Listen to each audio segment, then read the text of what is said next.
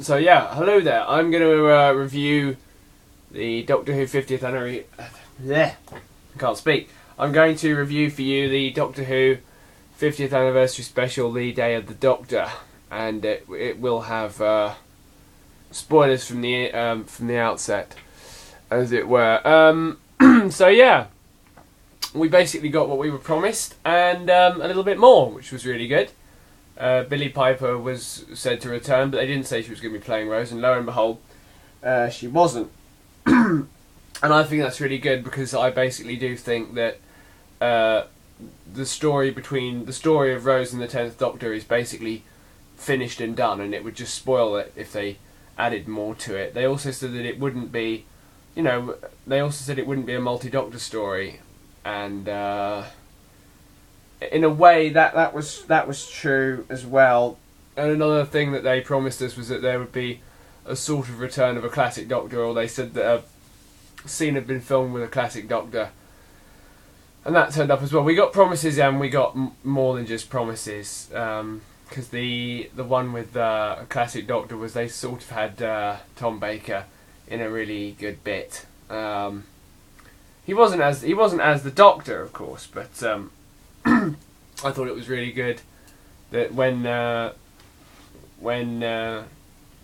11th Doctor, as portrayed by Matt Smith, is in the art gallery, and he says he might retire there eventually, and Tom Baker swaggers in. If an old man can swagger, Tom Baker can swagger. He's cool enough. Tom Baker comes in and says, maybe you might. And you probably know the scene. I thought it was really good. The curator, the Doctor, there's a tie in there, and it makes you wonder that, if the Doctor ever does eventually, retire after all, several years in the future, maybe not many for him, but for us waiting to see it play out on television, then that especially when he retires, I get the impression, or I hope that he would be able to choose an image or a face that he really liked, and of course, he might go to one that is his, he might have a favourite. He might have a favourite persona, as it were. And I don't know the character of the Fourth Doctor very well, but from what little I've seen of him, I think that he is the best Doctor. The mannerisms, the traits, the things he does and stuff like that, without a doubt. Yeah, it's going to take a really long time, if you pardon the clever words there. It's going to take a really long time for someone to better that. So that really works. And I think he is the best Doctor, because he's just such an eccentric character, and it really works. The things we got that were extra is we got it did turn out to be a multi-Doctor story in the end. They all lined up at the end. That was a very good moment. And when they teased Capaldi for 2 seconds, I had an inner body fan scream then. That was quite something. And it was, because it was an absolutely fantastic, it had been predicted, and I think the internet saw it coming, but we wanted to see it. It was like Robin popping up in Nolan's third Batman. It was like that, I think it, kind of needed to happen. And when all the other 12 TARDISes turned up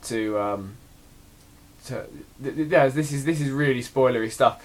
When all the 12 TARDISes turned up to wrap Gallifrey in a let's take this somewhere safe beam. I know it's not called that. Maybe it could be, or should be. Shorten it down. We'll see what happens. But there were 13 TARDISes, and someone said, "Oh look, there's all 12 of them." And then you just saw these eyes, and it said 13, and it was like, it was a brilliant moment. Yeah.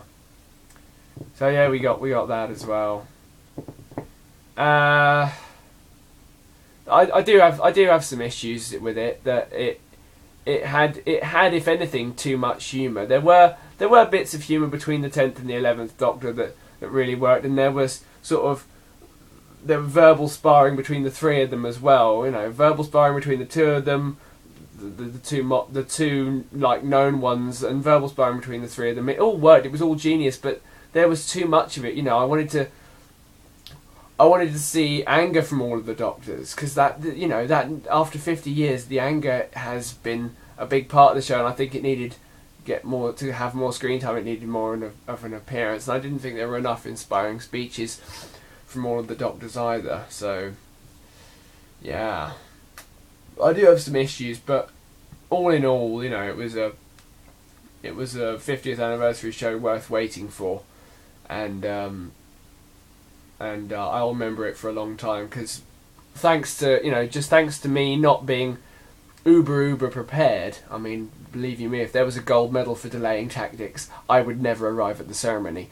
But I didn't manage to get tickets for the first showing, and I ended up I saw it at 9:30 at night. And when we were queuing outside the cinema, I've never seen a queue so long for a film at any cinema, and what was happening was we were all queuing there, and there were people coming out the showing before, and we all thought, oh god, they're gonna spoil it for us, and I could have quite happily killed someone if they'd spoiled it for me right then and there, but they just walked past us in respectful silence, and that was great. They gave us like nods and smiles and sort of acknowledgements and sort of smiles that sort of said, oh, you're gonna have a really good time, or you're really gonna enjoy it, and it was like there was such like an aura or an atmosphere. There was such a respect for the show. There was such an aura of love for the show, and it really worked. And yeah, and it felt a little bit like a I hate to sound corny, but it felt like a big family. I mean, I haven't been a fan of the show for a really long time again. I've only been a fan of the show since it came back in 2005. I haven't had a lot of longevity, but I still feel like part of something really quite special. And also, I'm a fan of Doctor Who. You can hate all you like in the comments, but you're not going to change me there. And I have no shame. And I'm going to conclude on also a good conclusion, because like I said, there are issues. Didn't get to see the Doctor's anger. There wasn't even a teaser for the Christmas special, and with the crowd that was with the crowd and spirit available as it were, there should have been one, but there wasn't. So but these things happen. But I'm going to conclude on a good conclusion, is that when the film had finished in the cinemas, there were a few people who were like, okay, yeah, great, I'm going to start a round of applause. Yeah, let's start a round of it's just me. And it quite quickly stopped. So very British thing, and it could have had one, but I don't know. Maybe in your own way, either you're someone who's socially, I don't know, social guts or not. Maybe we can give it an E round of applause. I'm not sure how you do that. Hit your keyboards over and over again. I thought it was a 50th anniversary episode worth waiting for. Yeah. Talking of time, look how long this video is. Hope I haven't spoiled it for you. Cheerio.